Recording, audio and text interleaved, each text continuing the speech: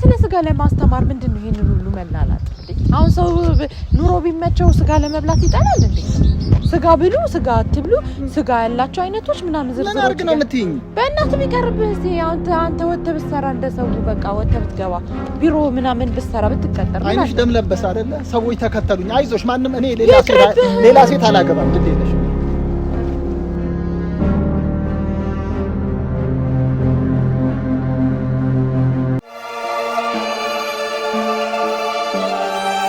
ሰላም ጤና ይስጥልኝ እንዴት ናችሁ ምግብን በተመለከተ በየሳምንቱ የሚቀርብላችሁ ዝግጅት ዛሬም እንደቀጠለ ነው ዛሬ ደግሞ ስጋ ለሰው ልጆች የሚሰጠውን 18 የጤና በረከቶችን አንድ ባንድ እዘርዝርላችኋለሁ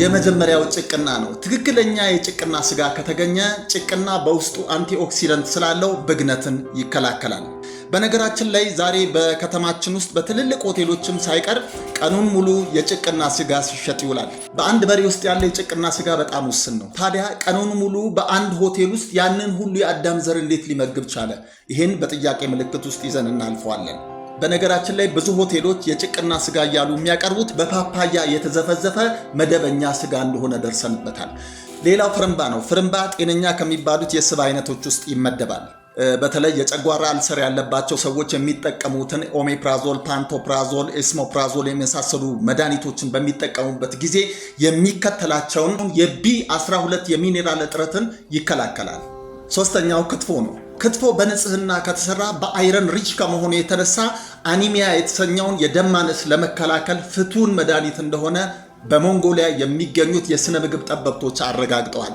እነዚህ የሞንጎሊያ የስነ ምግብ ጠበብቶች አያይዘውም ስጋና አዘውትሮ የሚመገቡ ሰዎች አትክልት ከሚመገቡና እንደዚሁም የኛን ሀገር ሽሮን ጨምሮ አዘውትሮ ከሚወስዱ ሰዎች የእድሜ ጣሪያቸው 80ን እንደሚያልፍ እንደዚሁም የሞት ፐርሰንታቸው 9.3% እንደሚቀንስ በአዘጋጁ ጽሑፍ ላይ አረጋግጠዋል ኦኬ አስተያየቶች እየመጡ ነው በአትክልት ስለሚሰሩ ምግቦች ለምን አትሰራልንም ለምሳሌ ሰላጣ ሳላድ ብንመገብ ይላሉ እኔ ያጠናሁት ስለ ስጋ ነው ስለ ሰላጣና ስለ አትክልት አልሰራም ስለ ሰላጣና ስለ አትክልት ሰራው ማለት እግረ መንገዱን ተያይዘው የሚመጡትን ጃርዲያና አሜባ የሚያስከትሉትን እንደዚሁም ደግሞ ለሱ ተብሎ የሚታዘዙትን አልቤንዳዞል ቲኒንዳዞል ቬርሞክስ የተሰኙ መድኃኒቶች እንዴት መጠቀም እንዳለብን ባለሙያ ይዤ ነው መምጣት ያለብን ስለዚህ ይሄ ስጋን የማይመለከታችሁ ሰዎች ስክሮል እያደረጋችሁ አሳልፉ አለበለዚያ የቡልኮ እናት ውላ ተግባ ቦልካቸዋለሁ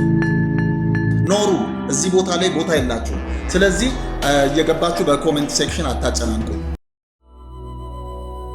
እኔ ምላ ይሄን ሶሻል ሚዲያ ምናምን ይያልክ ምትንበዛበዛው ነገር አንኩ ካንተ የተሻለ የሚሰሩ ብዙ ሰዎች አሉ ድሮም እኮ ጠላት ከውጭ አይመጣም እኮ ሚስት ሆነሽ ማበረታታት ሲገባሽ አይገርምሽም ገና ፎሎወርሶች እየጨመሩ ገና ላይ ተኮሳሉ አይንሽ ደም ይለብሳል አንቺ ትሆኛለሽ ይሄኔ በቲክቶክ መሰድብኝ አንቺ ትሆኛለሽ ነው አታቆምም እንግዲያውስ ይሄ ትዳር ዛሬ መጨረሻው አይሽ ምን እንዳሰብሽ ልንገርሽ ይኸውልሽ እኔም ፈተሽ አንድ ቀን ያስራ እስኪያጁ ስቆልሻል መሰለሽ እሱ ልታገቢ አይደለ እኔ አንድ ነገር ልንገርሽ ሄጄ ዶክመንቴሽን የተጣራ ዶክመንቴሽን ወስጄ አስረክበዋለሁ ስሚ እድሜሽ ስንት እንደሆነ ነግሯለሁ አንቺ እኮ አርጅተሻል ሄደሽ እሱ ልታገቢ እንኳን እሱ ልታገቢ ይቅርና ከመስሪያ ቤት በጡረታ እንድትሰናበች ነው የማደርገው ምክንያቱም እድሜሽን ደብቀሻል ካይለ ስላሴ እጅ እኮ አንድ ብር የተቀበልሽ ሰው ነሽ አንቺ ማለት እኮ ምን እንደሆነሽ ታውቂያለሽ አንቺ እኮ ማለት የወጣቱን ጀነሬሽን እንጀራ እየበላሽ እኮ ነው ያለሽ ከህፃን ልጅ ለጥጦ ቀምቶ እንደመጥራት ማለት ነው አንቺ እኮ ማለት በ15 ሳንቲም አውቶቡስ የተሳፈርሽ ሰው ነሽ የመጀመሪያውን ሶኒ ኤሪክሰን ይሄ ባለ አንቴናውን ስልክ የደወልሽ ሰው ነሽ አረ ብዙ ልነግርሽ እችላለሁ ስልክ እንደዚህ በሚደወል ይሄ ማኑዋሉ እንደዚህ የሚደወለውን ሁሉ ደውለሻል አይደል ጥር 4 የመጀመሪያው ብር ሲቀየር የተወለድሽ ሰው ነሽ የመጀመሪያው አቶ ብሩ ይውጡ ቶሎ ይለወጡ ሲባል ትምህርት ቤት እኮ ስዕል ሳሉ ሲባል የመጀመሪያ የምትሲው ምንድነው ቮልክስቫገን ፊያት ኤነትሬ ምናምን ነው አይደለም እሲው የታውቂያለሽ አሁን እነዚህ ዘመናዊ መኪኖች ኤሌክትሪክ መኪናማ ዞረሽም አታይ ሄደሽ ስራ አስኪያጁ ልታገቢ አግብተውሽስ ምን ሊያደርግሽ አሁን እዚህ በ21 ምናምን ትጫወቻለሽ አይደል እነግርልሻለሁ ስራ አስኪያጁም አይፈልግሽም ነግሬሻለሁ ስርዓት ያዥ አንተ እድሜን ካወክ ለምን እንደዚህ አይነት ቶፒክ ታነሳለህ ደስ አይልም እኮ ይልቅ ይኸውልሽ ይሄ በእድሜ መግፋት የሚመጣውን የሆርሞን ሎጥ አርጠሻል እኮ ማን ያገባሻል አንቺ ቃሽ በቃ ተወው እንደዚህ ታመራለህ እንዴ ምን ነው በአፍጥጠሽ አትመልከቺ እንደሱ አትይኝ እኔ ነግሬሻለሁ የፈለገውን ስድብ ብትሰድብኝ ይሻላል ምን ለማለት ፈልገህ ነው ግን እንዳትረግብኝ እኔ ደግሞ ተራግሜ ያውቃለሁ ምክንያቱም እድሜሽ ትልቅ ስለሆነ ይደርስብኝ በቃ ቀለል አድርገው ነፍስሽን ያስቋታል እድሜሽን ያንቺ ነፍስ እኮ እድሜሽ ላይ ነው አይደል ሁለተኛ ልትፈጪ ታስበያለሽ አላስብም በቃ ተወበነ ነይ ሳሚ በስነ ስርዓቱ ምን ትላለች ነይ ሁለተኛ ይሄንን ነገር ታነሽና ነገር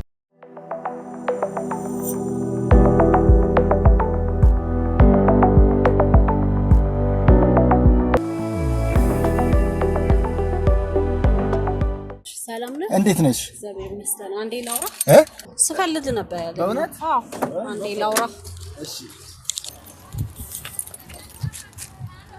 እንዴት ነሽ ሰላም ነሽ እንዴት ነሽ እሺ ያው እንግዲህ እኔና ባለቤቷ አንዴ የተነጋገርነው ነገር አለ እሷ ከወንድ ጋር ስታወራ እኔም ደግሞ ሴቶች አግኝቼ ሳወራ ያው ሁለታችንም የተነጋገርነው ነገር ምንድነው ባለትዳር መሆናችንን መናገር ነውና ባለቤቴን በጣም ወዳታለሁኝ ምናልባት እንኳን ያው ባለትዳር መሆኔን እንድታውቂ ነው እሺ ምን ልርዳሽ ኧረ በህግ አምላክ ስለ ትዳርህ ምን አገባኝ እኔ ስለሱ አይመለከተኝም እሺ እኔ ሚዲያ ላይ ስለማቀ እንደውም የት ላግኘው እያልኩኝ ነበር ፖድካስት አለ አይደል አለኛው ስለ ስጋ ሰራለሁ ብዙ ጊዜ ብዙ ተከታዮች አሉኝ እሺ ስማ በዚህ ሰዓት ባደራችን ኮንቴክስት ስለ ስጋ የሚወራበት ሰዓት ነው ማነሽ አፍሽን አሳርፊ እሺ ስጋ መግዣ ካጣሽ እኔ ልክልሻለሁ የስጋ ፎቶ ስንት ምሁራን ስጋ ለጤና ጎጂ ነው እያሉ አንተ ግን ከየት አምጥተህ ነው የምትሰክሰው ይኸውልሽ ጎጂ የሚሆነው መግዣ ላጣ ነው በቅናት አንጨርጭሮ ስለሚገላቸው ፊት እኮ ያስታውቃል ስጋ ጠሮብህ አይደል ስለ ስጋ ማውራት ክላሽ ያረድም ስርዓት ያዥ እሺ ድንቄን ኮንተንት ክሬተር አፈር ክሬተር ምን እያልሽ ነው አንቺ ምን እያልሽ ነው እየተሳደብሽ ነው እንዴ እባክሽ የሆነ ቦታ ይችሻለሁ እኔ አዎ ደግሞ የት ነው የምታየኝ እንትን ነው ይሄ ወተት አንጀት በሜትር ስትገዢ መቼም ሌላ ስጋ አትገዢም ማለት ቀጣቢም ያርብሻል ወተት አንጀት በሜትር አስለክተሽ ስትገዢ ታይተሻል ያ ታስታውቂያለሽ እኮ አንጀት እየበላሽ ንፍሮ እየበሉ አድጎ በአንድ ጊዜ ስለ ስጋ ማውራት ነውር ነው ለአንድ ለሁለት ዓመት ያህል ሞራ መብላት አለብህ ከዛ ጉፋያ እያልክ ስለ ስጋ ታወራለህ አንቺ ሽሮ አይቀነጨረሽ መናጢ ዳህኔ ለድሆች አልሰራውም እሺ ዘርቤ ከዚህ ካጠገቢ ምን ትላለች የማንች ይሄን ለመናገር ነው አባትሽ ተሰውሮብሽ ከሆነ ሄደሽ ፈልጊው እኔ አባትሽ ነኝ ሰላም ለእናንተ ይሁን ምን ነው እንዴ ችግር አለ እንዴ ብዙ ቆየሁብህ እንዴ አይደለም ትንሽ እንትን ላባቱ ውሃ ጠፍታ ነበር እሷ ማነች እሷ ያው የምንሰራውን ኮንቴንት አፕሪሺየት ለማድነቅ ነው ልታወራኝ ነው የመጣችው መቼም ለእህቴ ሳታሳውቃት የምትገናኘው አይመስለኝም ያው እንግዲህ እኔም ነግሬያታለሁ ባለ ትዳር መሆኔን አስቀድሜ ነው የምናገረው በነገራችን ላይ መኪናውን አሳጠብክ አዎ አሳጥበ ሙሉ ኦኬ ለማንኛውም ያንኛውን መኪና ሰርቪስ አድርግ እንደ ባለፈው እንዳታቆይ እሺ ኖ ፕሮብሌም ኦኬ ለራይድ እሺ እሺ ቻው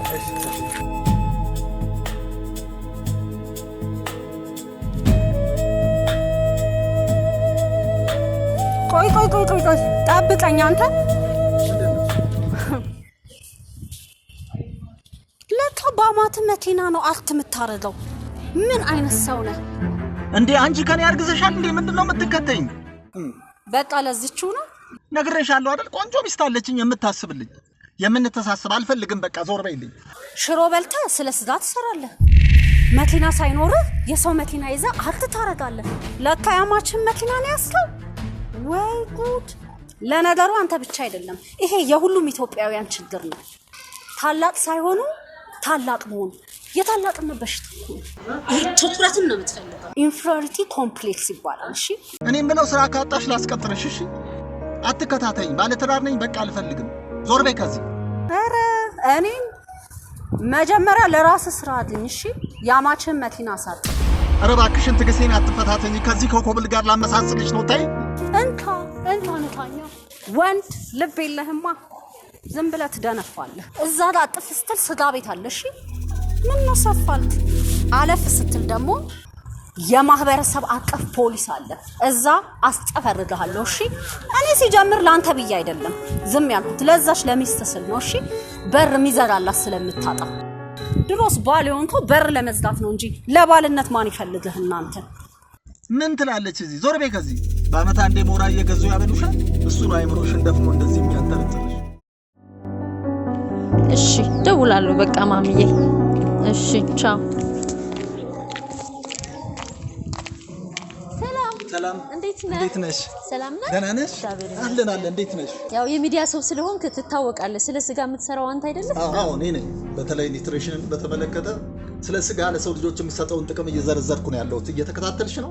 በደንብ አሳምረህ ነው የምታወራው። ስለ ስጋ ትታወቃለህ። ግን እኮ ወንድሜ ሰው ስጋ ብቻ አይደለም የተሸከመው፣ ነፍስ መንፈስ የሚባል ነገር አለ። እሺ አሁን ጌታ ኢየሱስ ክርስቶስ ለምሳሌ በዮሐንስ ወንጌል ምዕራፍ 6 ላይ የሕይወት እንጀራ እኔ ነኝ፣ ስጋዬ የበላ ደሜን የጠጣ የዘላለም ሕይወት አለው አለ። ይህንንስ ታስተውለዋለህ እንዴ? ስጋዬን የበላ ደሜን የጠጣ ነው ያልሽው አይደል? ይሄማ በጣም አስፈላጊ ነው። የሚገርምሽ ነገር የባለቤቴ ወንድምም እንዳንቺ ጴንጤ ነው፣ ግን አንድ ቀንም ስለ ስጋ ተናግሮ ያውቃል። አንቺ ግን ስለ ስጋ ገብቶሽ ተናገርሽ። ይሄማ እግዚአብሔር የሚወደው ነገር ነው። ስለዚህ ስጋማ ለሰው ልጆች ጠቃሚ ነው። አሁን ፈረንጆች ምን ያደርጋሉ? እኛ ቀጭጨን እንድንቀር። ራሳችን እኮ አሁን በተፈጥሮ ቀጫጮች ነን። አሁን ፈረንጆች ይመጡና የኢትዮጵያ ሕዝብ ብዛቱ ስንት ነው ይላሉ። 130 ሚሊዮን ይላሉ። ግን ከ130 ሚሊዮን ግን አብዛኛው ወጣት ነው ይላሉ። እውነት ነው እንዴ? ወጣት ነን እንዴ? ቀጭረን ስለሚያዩን ነው። እናማ ፈረንጆች ስጋ እንድንበላ ይፈጥሩ። በመሆኑም እነሱ የሚያደርጉትን ሻጥር እኔ እያጋለሁት ከስር እየተናገርኩ ነው ያለሁት። ስለዚህ ስጋ ጠቀሜታ አለው ማለት ነው በእናንተ መጽሐፍ። የኔ ወንድሜ እርስ ለሱ ስጋ አይደለም ያወራሁት እኮ። አየህ ለምሳሌ ገላትያ ምዕራፍ 6 ላይ እሺ የስጋም ስራ የተገለጠ ነው ይላል። ትክክል። ስጋ በግልጽ ነው መሰቀል ያለበት። አንዳንድ ስግብግብ ሉካንዳ ቤት ምን እንደሚያደርጉ ታውቂያለሽ? ስጋ ይሰቅሉና ይኸው ከላይ አሳይቶ ከታች መቁረጡ ራሱን የቻለ ችግር ነው። ቀጥሎስ ምን ያደርጋሉ? አንቺ ጥሩ ስጋ ያስቆርጣች ወደ ውስጥ ያስገባሉ። ለስላሳ ስጋ ሰተሽ የማይታኘክ ስጋ ያመጡልሻል። ከዛ ስጋውን ይዘሽ ነጫለሁ ስትይ ከእጅሽ ላይ ሙልጭ ብሎ ተፈናጥሮ መልሶ አፍንጫሽን ይልሽና በገዛ ገንዘብሽ ነስር በነስር ሆነሽ ትወጫለሽና ምንድነው? ጥሬም ሲበላ የተገለጠ መሆን አለበት፣ ጥብስም ሲሰራ የተገለጠ መሆን አለበት። እንደገና ኩሽናቸውን መደበቅ የለበት። ይህ እኮ ጓሩ እየተቀየረ እየመጣ ነው፣ ስንት ችግር የተፈጠረው። ስለዚህ የሚጠበስም የቁርጥ ስጋም በግልጽ መቀመጥ አለበት ከሚሉት ወገን ነኝ። ወንድሜ ሐሳብሽ የተገናኘን አይመስለኝም። ለምሳሌ የክርስቶስ ኢየሱስ የሆኑት ስጋን ከክፉ መሻቱ ጋር ሰቀሉት ይላል መጽሐፍ። ቴንኪው እዚህ ጋር ላይ ያዝሽ። ሰቀሉት ነው ያልሽው፣ ልክ ነው። እኔ ደግሞ ስጋ እውነት ነው መሰቀል አለበት። አንዳንድ ሆቴሎች ግን ምን ያደርጋሉ? ከመስቀል ፋንታ ፍሪጅ ውስጥ ያስገባሉ። ያን ጊዜ ስጋው ምን ይሆናል? አይጣፍጥም። ሁለተኛ ኒትሬሽኑን ያጣል። ከዛ ኦርጋኒክነቱንም ያጣል። ሐሳብሽ ይገዛኛል። ስጋ መሰቀል አለበት ከሚሉት ውስጥ ነኝ እኔ። አንተ የምታወራው ተበልቶ ወደ እዳሪ ስለሚወጣው ስጋ ነው እያወራህ ያለኸው። እኔ ግን እየነገርኩ ያለሁት የሕይወት እንጀራ የሆነው ኢየሱስ ክርስቶስ ምን ያህል በነፍስ በልተህ ጠግበሃል። ልጁ ያለው ሕይወት አለው ይላል የእግዚአብሔር ቃል። አየህ የእግዚአብሔር ልጅ የሌለው የዘላለም ሕይወት የለውም ይላል። እኔም ይሄን አምናለሁ። ለምሳሌ ልጅ የሌለው እንዴት ነው ሕይወት የሚኖረው? አንድ ጓደኛዬ ነበር፣ ልጅ ሳይወልድ ሞተ። በሚሊዮን የሚቆጠር ገንዘቡን ማን ወሰደው? ሰራተኛው። ልጅ ከሌለውማ ባዳ ነው የሚወርሰው። እውነት ነው። ልጅ ከሌለውማ ሕይወት የለውም። ኧረ እባክህ ወንድሜ እኔ ያወራሁትኝ ባዮሎጂካል ሰው ስለመውለድ አላወራሁም። ምን የወለደስ ማጅራት መቼ አጫሽ እየሆነበት እያለ የሚኖር አለ አይደል እንዴ? እኔ ስለሱ አላወራሁም የኔ ጌታ። ሰው ኢየሱስ ክርስቶስ ከድንግል ማርያም እንደተወለደ ሞቶ በሶስተኛ ቀን እንደተነሳ ለፍርድ እንደሚመጣ ቢያምን ሁለተኛ ተወለደ ይባላል። ስለዚህ ኢየሱስ ክርስቶስ አለው ያ ሰው ማለት ነው። ስለዚህ ልጁ ያለው ሕይወት አለው ማለት የእግዚአብሔር ቃል እሱን ብታምን ትድናለህ ማለት ነው። ወንድሜ በዚህ ሰዓት ህፃናቶች እንኳን ማለትም ኬጂ እንኳን ይገባቸዋል ተብሎ እኮ ነው ትምህርት ቤት የሚላኩት። ያወራሁት ምንም ልታዳምጠኝ አልቻልክም። የእውነት የሰማይ አምላክ አይኖችህን ያብራ፣ የልቦና አይኖችህን ያብራ። በእውነት የክብርን ጌታ እንዳያስተውሉ የዚህ ዓለም አምላክ አይምሯቸው አሳውሯል ተብሎ የተጻፈው ለዚህ ነው ማለት ነው። አየህ ሰዎች ኢየሱስን ስንሰብክላቸው ለምንድን ነው የሚሉትስ ምንድን ነው ብለው እንኳን አያዳምጡ። መጽሐፍ ቅዱስና እነሱ የሚያወሩት ምን ያህል አብሮ ይሄዳል ብለው እንኳን አያዳምጡ። ብታዳምጠኝ እኮ ስለ ሕይወት እንጀራ ስለ ክርስቶስ ነበር የነገርኩህ አባዬ። እባክህ እንደው መልካም ፈቃድ ከሆነ አንተም የሚያስፈልገው መጽሐፍ ቅዱስ ነው። መጽሐፍ ቅዱስ እግዚአብሔር ለሰዎች የሚናገርበት ታላቁ መንገድ እሱ ነው። እኔን እንዳላዳመጥከኝ መጽሐፍ ቅዱስን አለማዳመጥ ምትችል አይመስለኝም። እስቲ አፕሊኬሽን ስልክህን ቁጥር ስጠኝና አፕሊኬሽን ልላክልህ። እስቲ ከዮሐንስ ወንጌል ጀምርና አንብብ። ሞት የሚባል ነገር ተሸክመን ነው የምንሄደው። ክርስቶስ ድንገት ይመጣል፣ አሊያም ደግሞ እኛ በሞት እንሄዳለን። ይቅርታ have no time። በጣም አመሰግናለሁ። የባለቤቴ ወንድም ክፋቱ ስለ ስጋ ቢናገር ምን አለበት?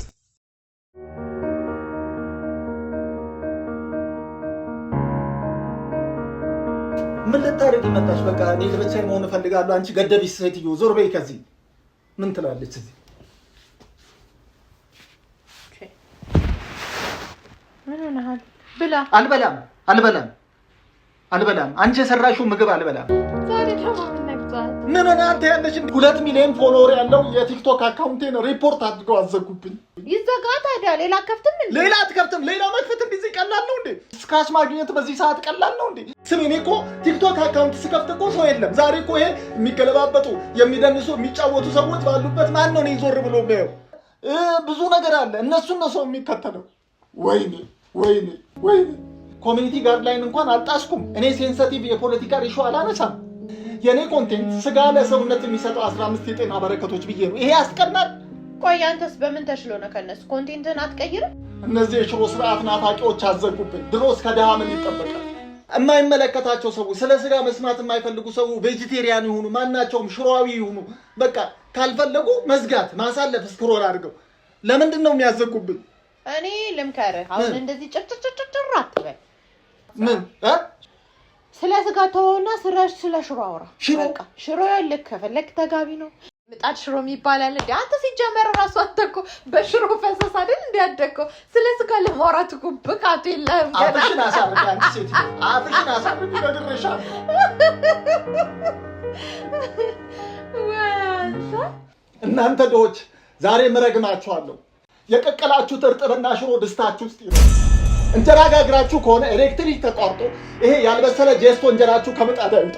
ቢወጣም መጸዳጃ ቤት ሄዳችሁ ፍላሽ ማድረግ የማያስፈልገው የቁርጠት ሸርተቴ ልቀቅባችሁ። ምድረ ምቀኛ በእኔ ኮንቴንት እናንተ አትፈምሱ። ትስቂያለሽ አይደል? ያ ወንድምሽ ነው አግባት እህቴ መልካም ነች ምናምን ብሎ በቃ አንቺን አገባው። አንቺን ካገባው ጊዜ ጀምሮ ሁሉ ነገር የሁሉ ጥርቅምቅም እያለ ተዘጋብኝ። አንቺ ምንም አታዘግብኝ ነገር አለ። ከስራ እንኳን ቤት መጥተሽ ገና እግርሽ እንዳረፈ መብራት ይጠፋል። በሳምንት አንድ ጊዜ የምትመጣው ውሃ እንኳን ገና አንቺ መክፈቻው ላይ እጅሽን ስታደርጊ ድርግም መብላት ትዘጋለች። እሱ አይደለም በቀደም ቲያትር እንግባ ብለን ብንሄድ ትኬት ሞላ ብሎ ተዘጋ። ትራንስፖርት ላይ ታክሲ ሞላ ነው የሚሉ። አንቺ ጓጉንቸር ነሽ። አንቺ እኮ ሚስት አላገባውም። ቁልፍ ይሄ ጓጉንቸር ቁልፍ ሰው ክዳን ያገባል። ሰው ያከምባሎ ክዳን ያገባል። አከምባሎ እኮ ነሽ አንቺ። በቃ በህይወቴ ላይ ገደብሽ ደግሞ ታይኛለሽ። በቃ አንተ እሱን ትተለምን ስለ ሽሮ አካውንት አትከፍት። አልከፍትም። የሽሮ አካውንትን በከፍት አንቺ እያለሽ ይዘጋል። ዘጊ ይሄኔ ይኸው አንቺ ነሽ ቀንተሽብኝ። ይሄ ሁሉ ተከታይ አገኘ ብለሽ ቀንተሽ ያዘጋሽብኝ አንቺ ትሆኛለሽ። ማን ያውቃል? አንተ ምን ነካ? በዚህ ሰዓት እኮ ስለ ስጋ ማውራት ከፖለቲካ ወራ አይተናነስ። ምን ሆነ ነው? ይኸውልህ ፖለቲካ ብትናገር የተወሰኑ ፓርቲዎችን ነው የምታስከፋው። የስጋ ነገር ግን በድህነት ወለል ስር ላሉ ለድፍን የአፍሪካ ህዝቦች ሴንሲቲቭ ኢሹ ነው። ወደፊት አዲስ ተጋቢዎች መናፈሻ ምናምን ቀድመው የሚይዙ መሰለ። እሱ ወደፊት ሊቀር ይችላል። በራው ስጋ ቤት በር ላይ ሄደው ነው ሰልፊ የሚነሱት። ማን ያውቃል ኑሮ በዚሁ ከቀጠለ ለልጅ ልጆቻቸው ያው ስጋ እንደዚህ ነበር የሚመስለው ብለው በፎቶ አስደግፈው ማስታወሻ ሊሰጧቸው አስበው ነው። ተስፋ ቀልደሽ ልብሽ ወርቃል። ያውልህ ስጋ ሙዚየም የምትገባበት ጊዜ ቅርብ ነው። ስለዚህ መናገር አልነበረብህም። ማይነካ ቶፒክ ነው ያነሳው። አባቴ አስተካክል። ሽሮ መስራት ከደበረ ስለ ሽሮ ለምን ለታችኛው ማህበረሰብ የሚመጥን አንድ ላይ አድርገህ ሁሉንም ያማከለ በቅንጣቢ ለምነስ አንቺ ነግሬሻለሁ። ትስቂያለሽ አይደል? ትስቂያለሽ።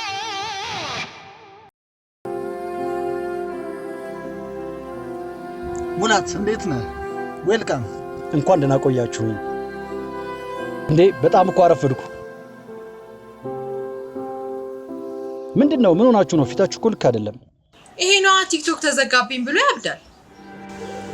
2 ሚሊዮን የቲክቶክ ፎሎወርሶቼ 2 ሚሊዮን የቲክቶክ አካውንቴ ባን ተደርጎብኝ፣ እሷ ግን ትስቃለች። አንዴ በቀንጣቢ ስራ ትላለች፣ አንዴ ደግሞ በሽሮ ስራ ትላለች። ሌላ የሚከፈትበት መንገድ የለም እንዴ? እኔ ኮንቴንት ክሬተር ስሆን በዛን ሰዓት አንድም ሰው አልነበረም። በዚህ ሰዓት የት ነው የምታገኘው? አንድ ሰው ለማግኘት እኮ ከባድ ነው። ከኔ በኋላ የጀመረ አንድ ሰው ነበር፣ 50 ሰው ነበረው። በኋላ ማሬ ማሬ ማሬ ማሬ ሲል እንዳለ ህዝብ ሁሉ ተጠቅልሎ እሱ ጋር ገባ። እንደገና ደግሞ ያው ለኔ የሰራሁት ነገር ምንድነው? ስለ ስጋ ጥቅም ነው። አሁን ፍርምባ ላይ ነው ያቆምኩት። የሚቀጥለው ሰብራዳ ላይ እቀጥላለሁ። በዝግጅት ላይ ያለው አካውንቴን ባን አስደረጉብኝ እና ደግሞ እሷ ታሾፍብኛለች። ትስቂያለሽ ደግሞ እና ላልክስ ባልሽ አይደለው? እኔ አንድ ነገር ልንገርህ ሙላት፣ እቺ ልጅ ስድሩኝ ምንም ያጎደለችብኝ ነገር የለም። መልኳ ቆንጆ ነው፣ ብትለብስ ያምርባታል። በስራ ቦታ ላይ ፐርፎርማንሷ ጥሩ ነው። ነገር ግን አላጋጭ ነች። እንደውም እንድታፋቱኝ ፈልጋለሁ። በቃ ትዳሩ የሚጎዳ ሁለታችንን ነው። በቃ መጀመሪያ ላይ ስለ ቀይ ስጋ ሰራው፣ ስለ ፍርምባ ሰራው፣ ከዛ ሹሉዳና የሚቀጥለው ጊዜ ደግሞ ስለ ሸሆና እሱ ልሰራ ነበር። ገና ፍርምባ ላይ ነው የዘጉብኝ። ፍርምባችሁን የደነበረ በሬ መጥቶ ይውጋል። በዘመኔ ለሽሮ ያለኝ አመለካከት እንዲጠፋብኝ ያደረጉብኝ ምንድረ መቀኞች። አንተ ሽሮ ካማረ ምን አባክ ትሰራለህ እዚህ? 4800 ብር 1 ኪሎ ስጋ መብላት ካቃተ ዞር አትልም? ሽሮ 2 ሚሊዮን ፎሎወርሶችን ማጣት ቀላል ነገር አይደለም። አየህ፣ ይሄ ለሰማዩ ቤት ትልቅ ምሳሌ ነው። አንድ የሶሻል ሚዲያ ስለተዘጋ እንደዚህ ያነፈረ የመንግስተ ሰማያት በር ቢከረቸምብህስ? እኔ ምን አውቃለሁ? እኔ እግዚአብሔር ነኝ እንዴ? የሰማዩን ደጅ ሰዎች አይደለም ሪፖርት አድርገው የሚያዘጉብህ፣ አንተው ራስህ ነህ ማዘጋትም ማስከፈትም የምትችለው። ይህን ስልህ የሰው ልጆች በክርስቶስ ኢየሱስ አምነው እስካልዳኑ ድረስ ባለማመናቸው ብቻ ራሱ የእግዚአብሔር መንግስት እንዲዘጋባቸው ይወስናል። እድል ፈንታቸውም ወደ ዘላለም እሳት ይሆናል። ሐዘኑም ከዚህ ከቲክቶክ መገለል ያለፈ ነው። ወገኖች፣ የዘላለም ቅጣት በቃላት የሚገለጽ ስቃይ አይደለም። ዮሐንስ 12:46 ላይ በእኔ የሚያምን ሁሉ በጨለማ እንዳይኖር እኔ ብርሃን ሆኜ ወደ ዓለም መጥቻለሁ ብሏል። እንዲሁም ከፍ ብሎ በቁጥር 47 ላይ እውነት እውነት እላችኋለሁ እኔ የሚያምን የዘላለም ሕይወት አለው። ይሄን ያለው የናዝሬቱ ኢየሱስ። ሕይወታችሁን ቅድሚያ ድኑ። አያችሁ፣ የእግዚአብሔር ደጅ በላያችን ላይ መዘጋት ብቻ አይደለም። ወደ ኋላ ዞር ስንል እሳቱ የማይጠፋ ትሉ የማያንቀላፋ የዘላለም እሳት ይጠብቃችኋል። ይሄም አለ ማለት ነው። ለካ ከእግዚአብሔር መንግስትም ደጅ መቅረት አለ እያልከኝ ነው። ሳላስብበትም መቀር አይመስለኝም። ይህን ያህል ካልን አስቡበት። እኔ እንደ ቤተሰብና እንደ አማች አይደለም ያወራኋቸው ያለሁት። አስቡበት። ለሰው ሁሉ የሚያበራው እውነተኛው የዓለም ብርሃን በዓለም ውስጥ የነበረው ዓለሙ ግን ያላወቀው እነሆ የዓለምን ኃጢአት የሚያስወግድ ዮሐንስ የመሰከረ